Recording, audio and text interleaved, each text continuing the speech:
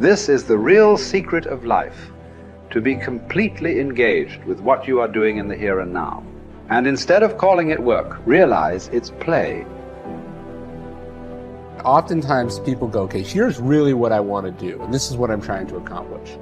And then they see all these other things that other people are doing, and then they kind of see that as like a grab bag. They're like, I want a little of this, and a little of this, and a little of this, and I want it all at the same time. And that's not really possible, you know? You can't play 5 sports at the same time. You got to pick one, you got to special. Maybe you can do 2, but you probably can't do 5, right? Number one is that you need to really get amped up about why that goal matters to you. Because once you know why the goal matters, that's going to be that thing that gives you meaning and purpose, that turns into a passion, that allows you to show up and keep doing it when you're bored. What would you like to do? If you don't like what you're doing, and you don't like where you are, and you don't like your relationships, and you don't like X, Y, or Z, what do you want? What do you like? And then you got to be able to add passion to it to activate that thing and make that dream a reality. And to find that meaning and to develop it, to create meaning in our lives, we have to set an intention and we have to pursue that intention. Start small, know what you want, get out of bed, get after it, set rules for yourself, follow those rules. You have to understand that you're not your own servant, so to speak. You're someone that you have to negotiate with, and you're someone that you want to present the opportunity of having a good life to. And that's hard for people because they don't like themselves very much. Once you discover your purpose, it's your job to live with passion. That's when you're passionate. That's when you're ready to go to that next level. You determine your legacy. It's up to you. Your legacy is in your hands as long as you can breathe, as long as you can hear, as long as you can see. If you're passionate and driven and focused in what you do, if you're really good at it, people will take notice. That's basically it. So those dreams and goals that some of you have that may seem larger than life, good. That's what I want you to go after. And don't let the fear of the failure, don't let the fear of perfection hold you back. You won't be perfect. You will make mistakes. But I promise you this, you're never going to know if you can sink or if you can swim unless you jump in the water. So continue to fight forward. Continue to believe in yourself. Hold on to the possibilities. Get away from the negativity. Push yourself, believe in yourself, and go as far as you can. I will remember that my choices create my reality. My responses create my outcome.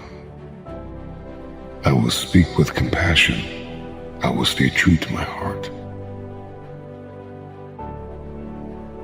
See, whatever you decide to do, look at it and find out what is it that I have that I could bring to the table that can begin to enable me to ensure that I could be successful in this. Where is the opening for you? There's room for you out here in the arena called life. There's room for you to come out and live your dream. Don't allow but to keep you in the corner or keep you up in the bleachers looking at life, being a spectator, not being a participant, making a difference in life.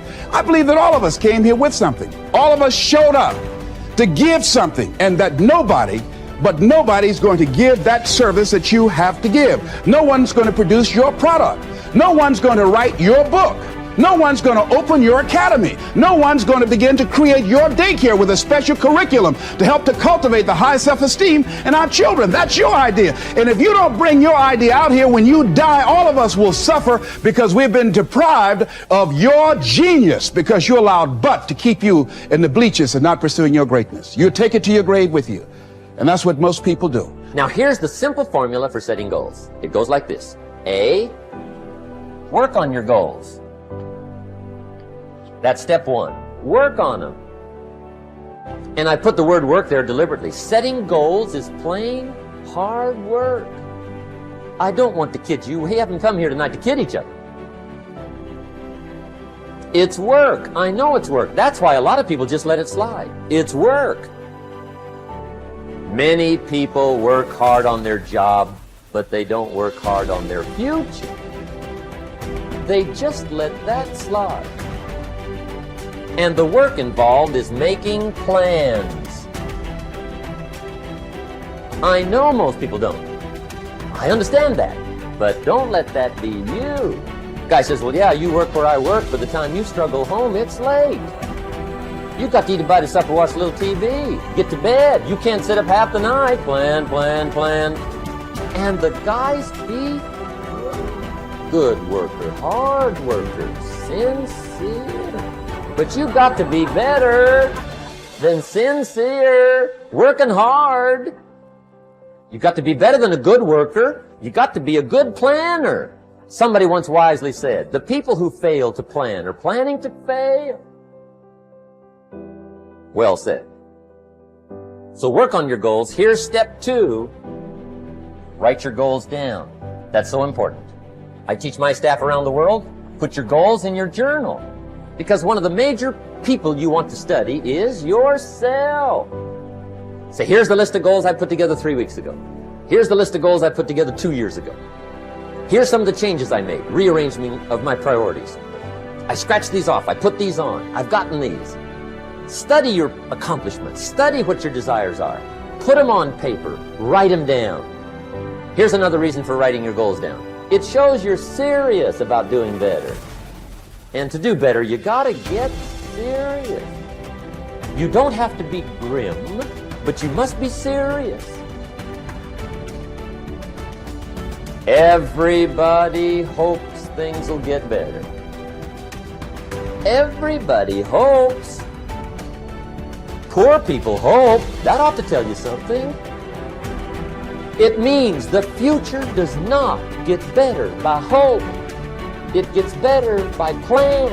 In studying warfare and battles over the centuries, I have always been fascinated by the situations where a smaller force defeated a numerically superior force. In every case, what I discovered was that the numerically smaller force was far better organized, more methodical, and more orderly in its plan of attack and execution than was the larger, more disorganized force.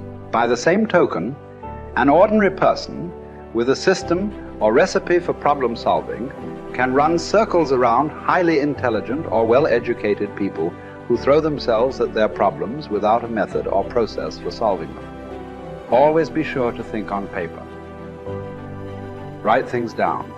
There is something that happens between the brain and the hand when you write. You get a greater sense of clarity and understanding with regard to the issues involved. You think better. Your perception is sharper. You actually become smarter and more creative by the very act of writing everything down as you go along and before you make a decision. One of the most important parts of your personal philosophy should revolve around the development of options. The rule is you are only as free as your well-developed alternatives. If your goal is to be happy, successful, and free, you must have choices. There must be more than one thing that you can do in every situation. You can never allow yourself to be trapped with only one course of action open to you. From the time you take your first job, make your first investment, or embark on any part of life, you should immediately begin to develop an alternative to that if something should go wrong. Always be looking for ways to use your creativity to add value by doing things faster, better, cheaper, or easier in some way. Just as the word deserve comes from the Latin roots de and servus, which mean from service, you should always be looking for ways to deserve greater rewards from serving your customers better in some way.